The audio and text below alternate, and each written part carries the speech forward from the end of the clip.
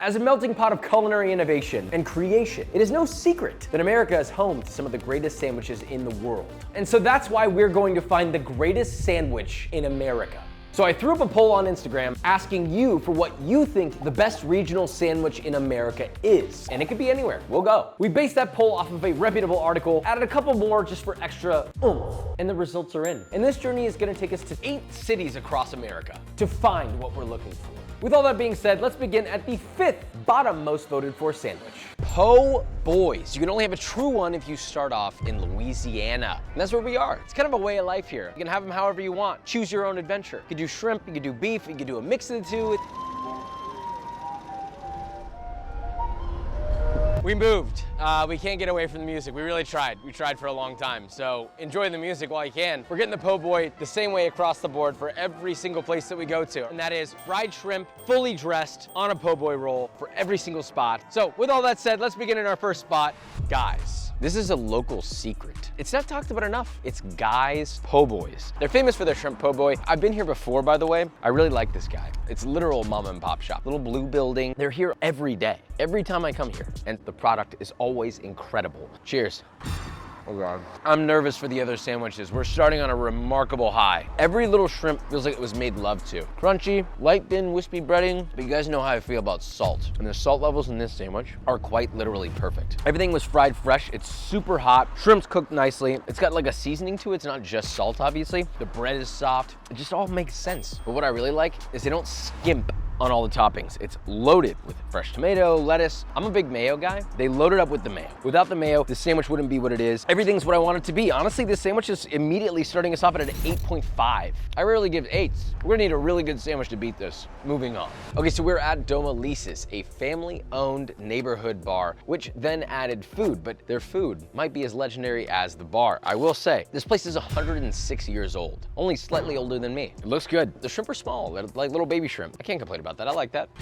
It's pretty good. I have some thoughts on it. The shrimp are cooked actually more nicely here, I will say. A little more juicy, if you will. The breading's crisp. It's not overcooked, which I appreciate. Sometimes when people fry shrimp, they go too long, they get a little too dark. This is nice. Bread, chewy, crisp on the outside. Actually surprisingly salty bread, but I do like it. My one quarrel is I wish the shrimp had a little more seasoning on them. They're not necessarily undersalted, but they do kind of get lost in the flavor of the ketchup and the mayo. Not perfect, but it's very good, and I would 100% come back here. I think it's deserving of a strong standing 6.5. Moving on. Okay, we're at Parkway. A little different of a vibe. It's maybe considered the more touristy place. Can you tell? I can. I don't want to go home. We're gonna wait in line now for 400 years. See you in a second. We got the sandwich.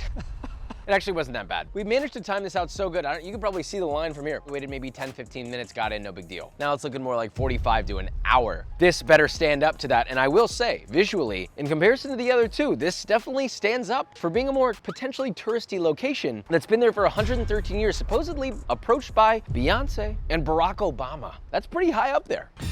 This is pretty good. One thing I like about this, they really load you up on the shrimp. They're not skimping at all. And these shrimp are big. These are jumbo shrimp, not the little baby ones we got before. They're not seasoned as nicely as Guy's, but they are seasoned. Salt levels are pretty good. I just would have liked a little more seasoning in general, maybe like 5% more. The mayo is present. I do kind of wish it was a little more evenly spread. Some bites you get mayo, some bites you don't, which I don't love. I'd like it to be more even. Same thing with the pickles. You got 2 back here, so you're basically gonna have to eat half this sandwich before you get to any pickles. Look, that's just me being anal. I get it. They're moving quick, so totally fine. This sandwich is really close to the Guy's one, but is it better? The shrimp are cooked a little bit better in this, but they're not seasoned as nicely. The bread is pretty much the same. It's chewy on the outside, fluffy on the inside. It's kind of got everything else. I give this a solid 7.5. This is a great sandwich. And Guy's wins out of the 3 that you voted for so far. Moving on to our next sandwich that begins in Florida. There's an iconic sandwich here, the Cubano. This was the 4th most voted for sandwich on the list. It's a pretty simple sandwich. It's Cuban bread, butter, pressed and toasted, but what's in between is what matters, which is typically a salty cured pork, ham, roast pork, mustard, and pickles, sometimes mayo. So although it's a simple sandwich, I'm glad it's on this list because I would argue that it's one of the most iconic sandwiches in America, specifically in Florida. We're gonna be visiting some places in Miami and in Tampa based off of your votes. So let's begin. We're at Sandwich. This place started in 2017 out of a shipping container, and today is considered one of the best and was the most voted for Cubano place in the entire Florida area. Supposedly, they brine their ham for days and marinate the roast pork for 24 hours. They also hold a Michelin Bib Gourmand since 2022. So we hear that? This looks like a sticker that you would put to wrap around a cigar. This looks remarkably good. The ham looks fresh sliced, it's juicy, but also the roast pork, the mojo pork. I thought it was gonna be like shredded, but it looks like they slow roast it, chill it, and then slice it. Wow, it's actually really good. I'm not gonna lie, Cubanos are good. I make them, I eat them, I'm a fan of them. But I've also felt like they were a little overrated sometimes. It's like, oh, it's ham, roast pork, and a pickle, who cares? But this made me realize I was wrong about that. This is delicious. The outside's crispy, it's crusty, you can taste the butter on the crust. It's salty, it's a little sweet, it's acidic, the cheese. But the best thing about it, it's not overwhelmed by any singular flavor. It all works together, you get every little piece. I do feel like I wish the ham was a little saltier. I got a salt-heavy palate. But that said, this is a wonderful sandwich. I'm gonna give it an 8. Sandwich, you're doing good. Moving on. Our next stop was Columbia Restaurant in Tampa. Started out as a saloon and over 120 years later grew to a whole city block. It's beautiful. It's got vibes, it's got great music, and it's got these stunning artistic tiles. This is supposedly the oldest recorded Cubano sandwich right here at this very restaurant. I waited for an hour to get this sandwich. The sun went from fully up to completely set. So I think this died in the window, to be dead honest with y'all. So I really hope this is worth it. That is ice cold cheese. There's a big different element to this sandwich than the other one. They added salami to this, which I had no idea was gonna be a thing. I do like the addition of the salami, but it's not really making up for the fact that this sandwich wasn't primo. I do like the seasoning on it though. The salt level's good. The roast pork on this is extremely dry though, I'm not gonna lie. But everything else is seasoned nicely. The cheese isn't melted, the bread is crispy. I mean, it's like, to me, that gives this a 6.8. If it were like really nice and hot and cheesy, I might give it a 7.5. The sandwich is still good, I just wouldn't wait an hour for it. The bread that was made by a place called La Segunda Bakery, which also happens to be our final stop. This is their original location, which has been open since 1915. This isn't just some bakery. This is an institution, putting out 18,000 loaves a day, the old school way, you know, with the palmetto leaf where they make the split and everything. I've made my own Cuban bread, and honestly, I think theirs is significantly better than mine. Despite all that though, it was the least voted one on the list, but we felt we needed to go there anyway because it was such a Cuban bread institution, so surely their Cubano may be a winner. This actually looks promising. This toast looks beautiful. The bottom, the top, crisp.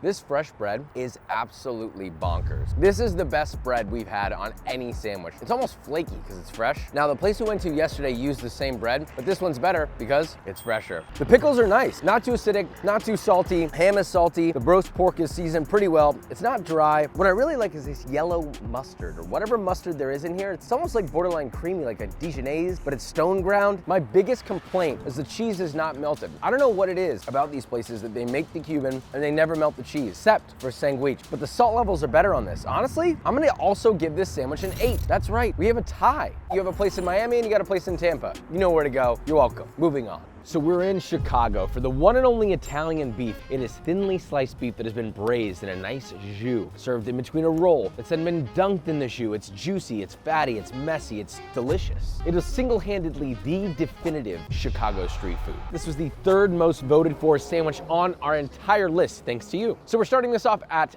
Al's. Now, I have a few points about this. Number 1, Al's is supposedly the inventor of the Italian beef. This is what we've read, this is what we've heard. Number 2, this is the original Al's location, okay? So we kept this as OG as humanly possible to kick this off right. This is their Italian beef. It looks pretty good. It's messy, it's drippy, it's juicy. I mean, I can just tell. Look at this thing. It is quite literally dripping. So first one of the day, here we go, cheers.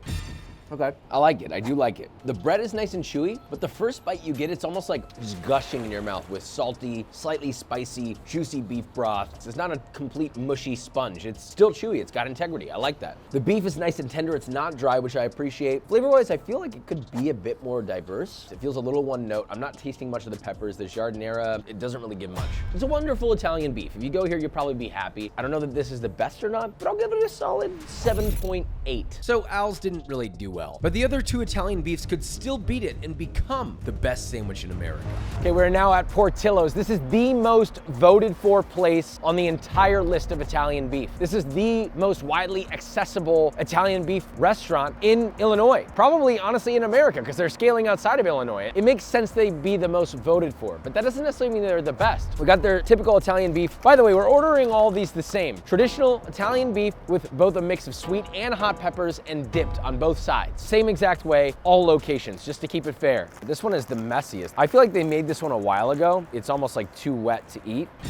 Now hang on, right away, this is better than Al's. Flavor, way better. I don't care if there's MSG in here or not, it fucking tastes better. The flavors are diversified, it's beefy, it's rich, it's a little bit of a pickled flavor from the peppers, the spices and the jus. And the beef, the best part about it is the beef flavor isn't lost. My one deduction though is texture. The peppers are super overcooked, way too mushy. The bread is just completely obliterated. They either dunked it too long or this has been sitting for too long because it's honestly a mushy mess. But the beef is nice. So all in all, I'd give this an 8. Not bad, Portillo's. Moving on.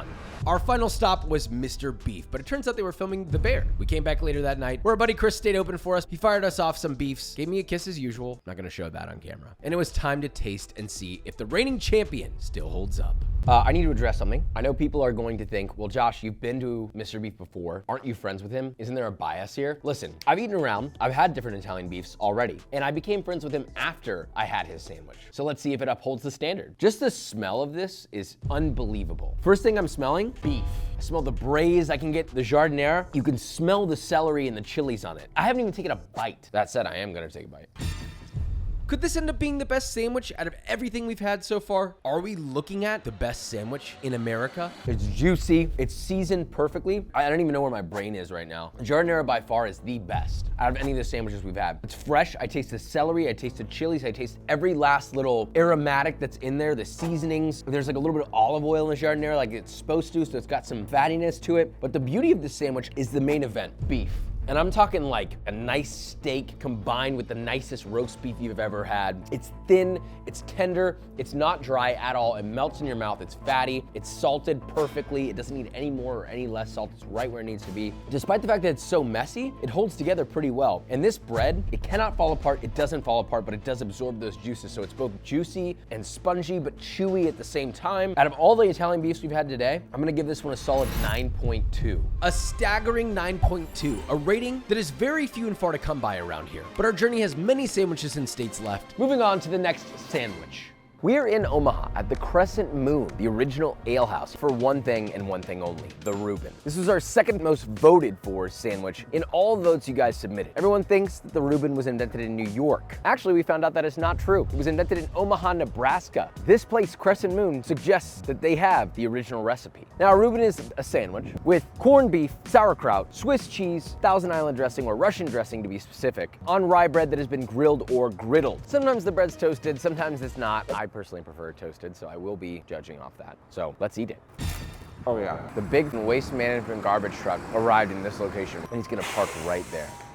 This is a Reuben. It's good. Let's talk about this toast. We ordered this ahead of time. It sat closed like this, and I was worried about that. The toast maintained. The toast upheld. It's crunchy, crisp. I can taste the marbled rye, which I appreciate, but it's not overly rye-y, if that's a term. Corned beef, beautifully tender. It's fatty, rich, it's moist, not dry. It should fall apart. I love that they put the Thousand Island dressing. It's got just the right amount of cheese. This is a great sandwich. This is an 8.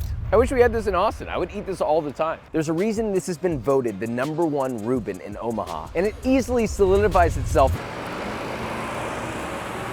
As I was saying, it solidifies itself as a contender for the best Reuben in America, but will it be trumped? On to our next stop in LA, Langer's. Kate's gonna be filming us today. Thank you, Kate, for volunteering. You seem excited. Okay, we're at Langer's Deli. Their rye is double baked, supposedly. If you want a traditional Reuben, though, you gotta get the number, I believe, 88. First thought, it's not as salty as it should be. It does have good flavor, though. It's fatty, it's delicate, it's not dry at all, super moist. Appearance-wise, it looks like a typical Reuben. It's just missing salt. Maybe with the dressing, it'll help. This literally makes the sandwich. When you don't have Russian dressing, this is easily 5 out of 10. But with the Russian dressing, it takes it all the way up to a solid 7 out of 10. Hopefully, the next one is better. We're at the #1 most voted for Reuben sandwich out of anything. Like, nothing compared to this place at all in terms of volume of votes. What is that place, might you wonder? It's Katz's. Here's the first thing I'll say. I would never come to this place and wait in this line. That's insane. I was stopped multiple times coming in and leaving to get my Reuben. Like I was stealing something. But really what it was a $35 sandwich. $35, not including tax. When I walked in, I was like, there should be an order for Josh Weissman. They're like, did you call? They were looking for like a number or something. I was like, I don't know, someone called for me. And they're like looking at me all skeptical, like pissed off at me. Can you just check to see if there's a name with Josh Weissman? Sure enough, there was. And they're like looking at it, they look at me and they're like, I'm gonna need a number for you to get this order, bro. And I'm like, I have a license. And I showed them the license. They're looking at the license and the name. And I'm like, give me the sandwich. I showed you my driver's license for a sandwich. This better live up to that. Here's a fun fact. I'm not sure if it's a whole pound, but it's borderline a pound of meat. I mean, there's a of meat on this, but is it worth it? No. First of all, you have so much time to cure this and smoke this and make sure this is as good as possible. How is this under seasoned? Look at this. The salt level should be better, it should be more cured. Texturally, it's pretty good. It's tender, it's juicy, it's not too dry, but end of day, the beef is still surprisingly dry. The bread's good, kraut's good, everything else is there, flavor's there, but the salt is not there. Appearance, it looks beautiful. All things added up, the experience of leading up to this sandwich, does it warrant the clout that it has? Not really, no. I'm gonna give this a very even, flat 6. Maybe on a good day, it's a 7. I don't know about the local New Yorkers, but you tell me, do you want to wait 2 hours, spend maybe $70 to $100 for 2 sandwiches? Are you gonna feel good about it? You got New York, you can eat anywhere. I kind of feel bad saying it. This is what I'm experiencing right now. And just like that, Crescent Moon takes the throne for the very best Reuben out of the 3 that you voted for. But we have one more sandwich to consider in the running. Philadelphia. This is the #1 most voted for sandwich on all of our list of sandwiches, the Philly cheesesteak. And we're starting at our #3 most voted for location, John's Roast Pork. The last time we came to Philadelphia, we were kind of disappointed in the things that we tried. Most of these places we haven't been to, so it could redeem it and it could be the winner. I do need to clarify how I'm gonna be ordering this. It's very important. Cheesesteaks are kind of a personal choice. Some people say, oh, cheese whiz, not cheese whiz, American cheese, not American cheese. So to keep this super duper duper duper duper simple, we're doing a simple cheesesteak with provolone, beef, salt and pepper, onions, light mayo, and that is it. And all of them will be exactly the same to make a fair comparison. This place has been here for a long time, 1930. I will say the most prominent food critic in Philadelphia has voted this to be the best cheesesteak in Philadelphia. So it's got a lot to live up to. Let's try it. This is a great start, I'm not gonna lie. You got the seeded hoagie roll. It's soft, but it's toasty. It's got a little bit of chew on the outside. The cheesiness of this is beautiful. The meat looks nice, smells great. Cheers. Wow. This is an incredible Philly cheesesteak, actually remarkable. This makes me want to come back to Philadelphia just for this. It's chewy, it's fresh, it's nice. You get a little bit of the sesame. The beef fat is like soaked into this. You're getting that beefy flavor. The provolone is perfuming the whole thing. You smell it before you even eat it. I do wish the meat was a little less dry. That's just me being really anal, but I'm still gonna give this a solid 8.5. Already on a high, all we need is for one of these last 2 sandwiches to get a minimum of 0.1 higher than our current leader to win the best sandwich in America. I'm excited for this one. We are at De Lissandro's. The last time we came here, this was the #1 most voted for another video, but they were closed. And we're back and we're finally able to try it for the first time. I'm really excited about it. It's constantly in the Philadelphia Philly cheesesteak conversation. I'm hoping for good reason. John's Roast Pork kicked it off strong, so there's a lot to live up to here. It is not seeded, that's very sad. The seeded roll is not a requirement, I just like them. And here we go. I don't know. The one rule I have, it's probably the easiest thing for most restaurants to achieve, which is just put enough salt. It does have salt, it's just low. It's so low that the entire thing is sweetened by the onions excessively. It's got a good chew though, I do like it. All I taste is really stinky, strong provolone, which I do like stinky, strong provolone. So that's actually helping the sandwich. But I don't know, man, to me, it's like barely gets a 6 out of 10. I wanna say 5 out of 10, but I'm gonna be nice only because I know De Lissandro's has a lot of clout in this area and I'm thinking maybe they just had a bad day. I'm kind of embarrassed, honestly, on their behalf. We are now moving on to the most voted for Philly cheesesteak, might even be the best sandwich. Okay, we are at Angelo's. This is the #1 most recommended place because of you. Ooh, it's hot. Oh my goodness, look at the bread. Wow, first of all, I don't even need to try this to tell you this is the best bread I've ever seen on a Philly cheesesteak. This is how a hoagie should always be. You got little blisters. It's almost like a French baguette. This is baked nicely. It's got the seeded roll. I like seeds on mine, but this cross section, the beef has a Maillard. It's caramelized. The onions look nice. Everything here, it's juicing. Cheers. Holy fuck. Little crispy on the edge, nicely. Chewy, moist, not dry. And that's just the bread. We haven't even gotten into the little party going on in here. The meat seasoned, quite literally, perfectly. Not too much salt, not too little salt. The onions are seasoned. It's creamy. The provolone has like melted and formed into a sauce with the mayo, which is what should happen. My hands are covered in fat and grease as it should be. Just one last remark, which is the beef. We had every single one be a little too chewy, a little too dry. This beef is not. This is perfectly tender. All that being said, where does it rank across all sandwiches we've tasted on our journey? The sandwich is a 9.5. I'm not even joking. I don't think I've ever given a 9.5. This is hands down one of the best sandwiches I think I've ever put in my f***ing mouth. This redeemed Philadelphia to me. Philly, you should have been in my heart all along, and you wouldn't have been if it weren't for Angelo's. So that means that at the end of the day, everything we've tried, we've been to multiple states across the country. This was honestly not a fun trip, I'm not gonna lie. But that means that out of all the sandwiches I've eaten, this is not only one of the tops, but it is the greatest Philly cheesesteak I have ever had in my life. And this one wins by a landslide. We compiled all of the greatest sandwiches based off thousands of votes and everyone's opinions across the nation, and it brought us here. So that's it for the video. Thanks so much, subscribe, and goodbye.